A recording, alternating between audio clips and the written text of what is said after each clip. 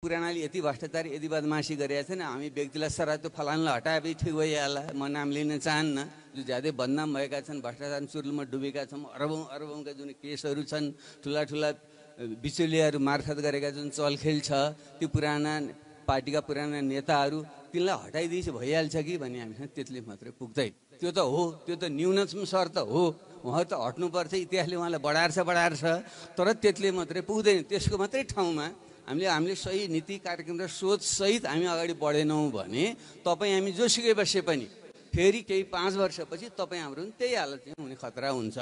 किनकि म त्यो प्रधानमन्त्रीको कुर्सीमा बसिसकेको र अर्थ मन्त्रालय पनि चलाएको र यो देशको अर्थतन्त्रको अवस्था यहाँको जटिल भूराजनीति देशको चाहिँ हिमाल पहाड तराई मधेसको चाहिँ एउटा जटिल चाहिँ जातीय क्षेत्रीय भाषिक बनोट र अत्यन्त पिछडिएको आर्थिक अवस्था र हाम्रा चाहिँ संस्थाहरूको असाध्यै कमजोर स्थिति यी सबै चिजलाई हेर्दाखेरि यो समग्रतामा हामीले चाहिँ बुझ्न सकेनौँ समस्याको पहिचान गरेर समाधान दिने ढङ्गले हामी जान सकेनौँ भने अहिले चाहिँ हामी अलिकति पब्लिस कुराहरू गरेर सट्ठत आउन सकिएला पुरानोको एउटा नेगेटिभ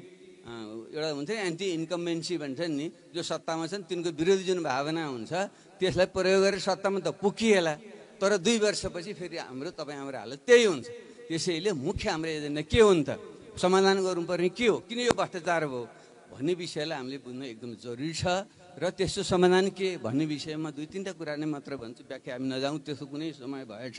भने विषय नै केन्द्रित भएर चाहिँ कुनै अर्को एउटा कार्यक्रम राख्दा पुग्दा हुन्छ भन्ने लाग्छ पहिलो म के भन्न चाहन्छु भने यो नेसन स्टेट रहेसम्म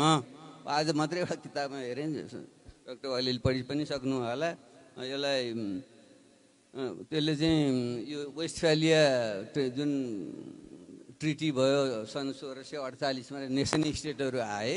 त्यसले पुगेन अब त्योभन्दा बियोन्ड वेस्टफेलिया भन्ने चाहिँ आइसकेको थियो क्या अहिले अब त्यो त होला तर हामी त त्यही वेस्टफेलियाकै नेसन स्टेटकै जुन अवस्थामा छौँ त्यो रहेसम्म राष्ट्रिय राज्य रहन्छ नेपालको जुन जटिल भूराजनीतिमा हामी छौँ दक्षिण उत्तर पश्चिमका शक्तिहरूको जुन यहाँ चासो छ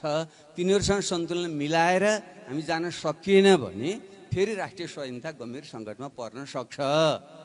यसमा चाहिँ हामीले एकदम ध्यान दिनु जरुरी छ यो चाहिँ कुनै पनि पार्टीको विषय हुनु हुँदैन यो चाहिँ देशको राष्ट्रको हामी सबैको साझा विषय हुनुपर्छ पहिलो कुरा यसमा चाहिँ साझा चाहिँ समझदारी बन्नुपर्छ यदि त्यो मिलाउन सकिएन भने विकास समिति भने के गर्नुहुन्छ बजारको पनि तपाईँले देख्नु रुस र चीन जस्ता ठुला अर्थतन्त्रका आफ्नो लड्दाखेरि चाहिँ उनीहरू समस्या पऱ्यो हिजो चाहिँ ट्रम्प र सी जिनपिङले चाहिँ 1 वर्षलाई चाहिँ सम्झौता गरे हुँदैन त्यत्रो ठुला देशले त गरे भने हामीले सन्तुलन भूराजनीति सन्तुलन मिलाउन जानिएन भने जतिसुकै विकास गर्छु भने पनि तपाईँले सक्नुहुन्न त्यसैले यो विषयमा एउटा